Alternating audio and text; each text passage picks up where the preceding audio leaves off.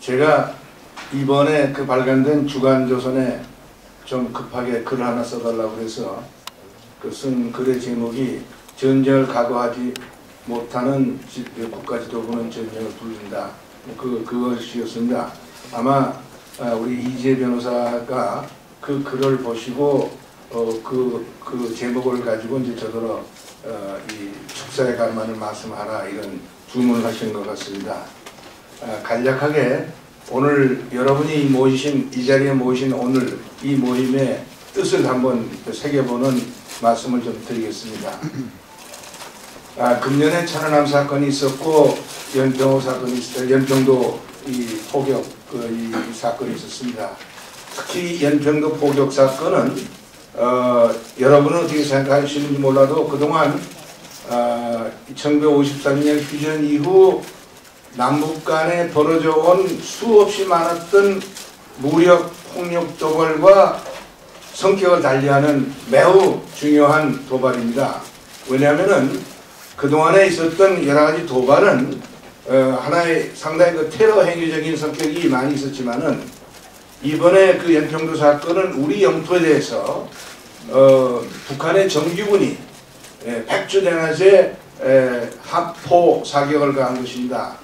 이것은 UN 헌장이 규정하고 있는 Act of Aggression, 침략 행위입니다.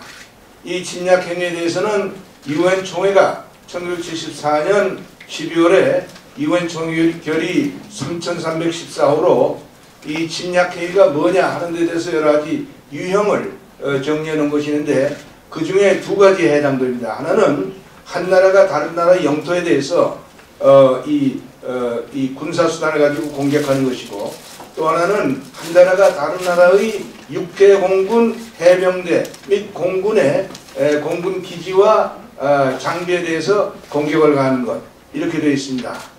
그리고 이제 이러한 이 침략 행위에 대해서는 UN 안전보장에서 다르게 되어 있지만은 UN 안전보장이사회라는 것이 거기에는 5나라의 거부권을 갖는 상임이사국이 이해관계를 달리한 채 포진하고 있어서 안전보장이사회 행동이 상당히 좀 어려울 때가 많죠.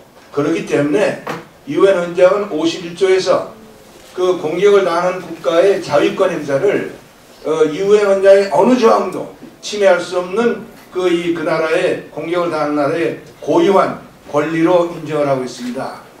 이런 경우에 자위권이라는 건 무엇이냐면은 공격을 가한 나라에 대해서 그 가한 공격의 여러 배의, 그야말로 한번 엉뚱한 짓을 하면 그로 인한 피해가 엄청난 것이라는 것을 실감할 수 있도록 하는 응징을 요구하는 것입니다. 이 응징이라는 것이 바로 이 어느 한 국가가 자국의 안전을 스스로의 힘으로 지키는 안전판이 되는 것이죠. 남북 간에 그동안 수없이 많은 도발이 있었지만은 역대 우리 정부는 여기에 대해서 적절한 응징을 행사하지 못했습니다. 그로 인해서 북한은 끊임없이 이 도발을 감행하는 것이죠. 도발하고도 아무런 그 처벌 없이 그냥 빠져나가게 되어 있으니까요. 또 역사를 통해서도 바로 이러한 일이 수도 없이 반복되어 왔습니다. 어떤 국가가 다른 국가를 공격할 때는 보통 3배 이상의 이 군사력이 있어야 된다, 뭐 그런 얘기를 하는 사람들이 있습니다. 그러나 3배 못 미치는 군사력을 가지고 있는 나라도 충분히 자기 국토와 국민을 방어할 수 있는 여러 가지 이 실적이 있죠. 그것은 뭐냐면은 국력이 약한 쪽에서도 거기에 대한 충분한 대비라면은 유비무환의 경우에 해당되는 것이다 라는 것이죠. 우리가 그런 역사적 사례를 수도 없이 많이 봐왔습니다. 가령 임진왜란이 그런 것이고 또 6.25 전쟁이 그런 것이죠. 자, 그런데 우리는 지난 10년 동안 좌파 정부 아래서 우리 국민들이 북한이라고 하는 호전적인 집단, 우리 대한민국의 생존을 힘으로 무너뜨리려고 하는 북한의 존재에 대해서 환상을 가지고 굉장히 아무튼 잘못 생각하는 그런 병이 우리한테 지금 와 있습니다. 그 병은 골수에 미쳤고 우리 군부에도 미쳤고 우리 정부 안에도 있어가지고 이 북한의 이러한 만행에 대해서 우리는 적절한 대응을 하지 못했고 그 대응을 못하는 것이 결국 연평도 공격까지 가져왔고 앞으로 이것이 어떤 사태를 더 가져올지 모르는 그런 상황에 있습니다. 여기서 우리는 이 연평도 사건을 통해서 어떤 교훈을 얻어야 되느냐? 그 교훈은 북한에 있는 김일성, 김정일, 김정은으로 이어지는 소위 김씨왕조라고 우리가 합니다마는 이 체제의 속성은 절대로 우리가 말로 해서 타협을 해서 평화적으로 어떤 문제를 해결할 수 있는 상대가 아니다 라는 것을 이번에 이 일련의 사건이 우리에게 강력한 메시지로 전달했다 하는 것이죠. 그리고 결국은 이 남북관계, 이 북한을 어떻게 요리하느냐 하는 문제의 정답은 결국은 북한의 이 포괄적인 체제를 무너뜨리는 방법밖에 없다 하는 결론에 우리로 하여금 도달하게 만들어주고 있는 것이죠. 물론 북한의 체제를 끝장낸다는 것은 반드시 무력으로 하는 것이 아닙니다. 이번 사건 후에 미국의 존 맥케인 상원의원이 이제는 북한의 레짐 체인지를 생각할 때가 됐다라고 얘기를 하면서 단 이건 우리가 군사적 방법으로 하라는 것이 아니다.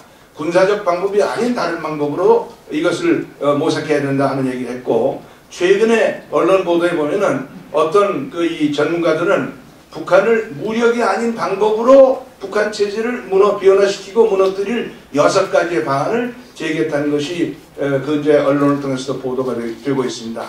우리는 그 방법을 모색해야 됩니다. 전쟁이 아닌 방법으로 북한의 도저히 말로 상대할 수 없는 이 체제를 무너뜨리는 방법을 모색해야 됩니다. 그런데 이것을 하기 위해서는 가장 우리가 중요한 것이 우리 우리 사회 내부에서 국론을 그런 방향으로 하나로 결집시키는 것입니다.